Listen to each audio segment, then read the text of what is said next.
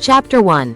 The background of Germanicus. Germanicus Julius Caesar, born in 15 BC, was the son of Nero Claudius Drusus and Antonia Minor, and a member of the Julio-Claudian dynasty. He was a man of striking appearance, known for his handsome features, athletic build, and charismatic presence.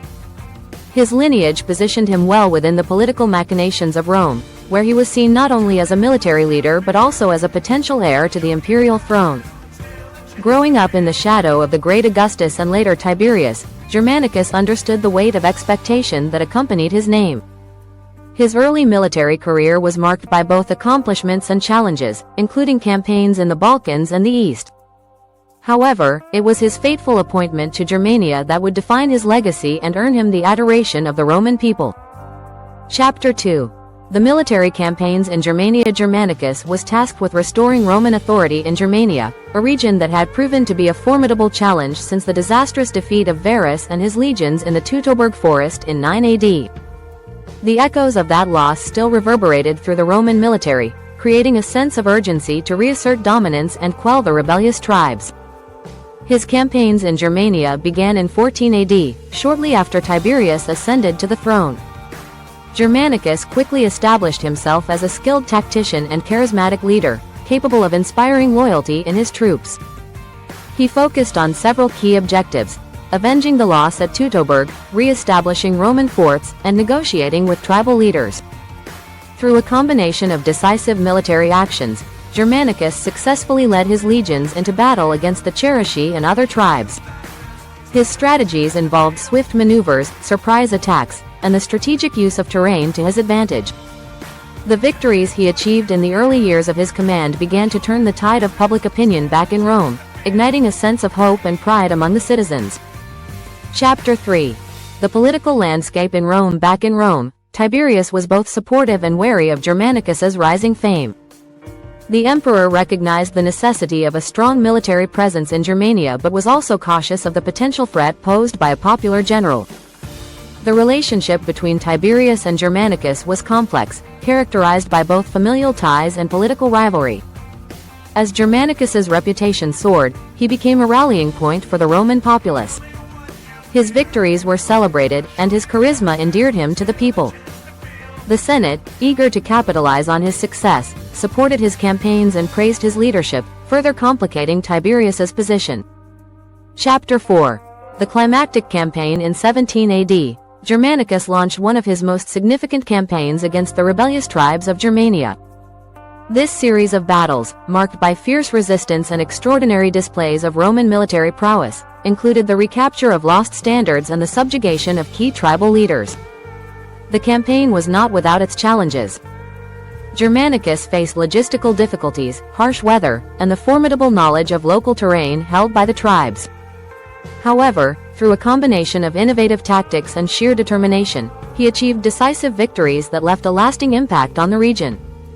One notable battle involved the crossing of the Weser River, where Germanicus employed a clever strategy that involved feigned retreats and ambushes, leading to a significant defeat for the Cherusci. This victory further solidified his reputation and demonstrated Roman military superiority. Chapter 5. The aftermath of victory. After the successful campaign, Germanicus began the process of consolidating Roman power in the region. He constructed forts and established garrisons, ensuring that Roman presence would deter future uprisings. He also engaged in diplomacy with some of the tribes, offering terms of peace and establishing a semblance of stability in the area. However, the aftermath of victory brought its own set of challenges. While many tribes submitted to Roman authority, others remained defiant, eager to reclaim their autonomy. Germanicus recognized that the path to lasting peace would require not only military might but also a nuanced understanding of local cultures and customs. Chapter 6. The return journey to Rome. In early 18 AD, Germanicus made the decision to return to Rome, bringing with him the spoils of war and the promise of peace in Germania. His journey back was marked by grand processions through the cities he passed, where he was met with jubilation and admiration from the local populations. As he approached the gates of Rome, the anticipation grew. The Senate had prepared for his arrival, organizing a grand triumph that would celebrate his military accomplishments and reinforce the power of Rome. The citizens eagerly awaited their hero, the man who had restored pride in the Roman military and brought glory to the empire. Chapter 7. The triumph. On the day of the triumph, the streets of Rome were filled with crowds eager to catch a glimpse of their hero. The atmosphere was electric, with citizens donning togas and wreaths of laurel in honor of Germanicus. The Senate had spared no expense in planning the festivities, ensuring that the event would be remembered for generations. Germanicus rode through the city in a magnificent chariot, adorned with symbols of his victories. The procession included his troops, displaying the captured standards and treasures from Germania. Music filled the air, and the cheers of the crowd resonated through the streets, creating a spectacle of triumph and celebration. As he passed the temples and monuments of Rome, Germanicus felt the weight of history upon him. This moment was not just a personal victory but a testament to the might of Rome and the resilience of its people. He acknowledged the adoration of the crowd with humility, understanding the importance of their support in his military endeavors. Chapter 8. The Senate's approval. After the triumphal procession, Germanicus was greeted by the Senate in the Curia. The senators praised him for his accomplishments and expressed their gratitude for the restoration of Roman power in Germania.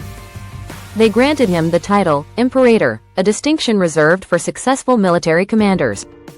The Senate's approval marked a significant moment in Germanicus's career, reinforcing his status as a leading figure in Rome. However, the political implications of this recognition were not lost on Tiberius. The emperor, while publicly supportive, must have felt the tightening grip of rivalry around him. Chapter 9. The impact of Germanicus's return. Germanicus's return had far-reaching implications for both the military and political landscape of Rome.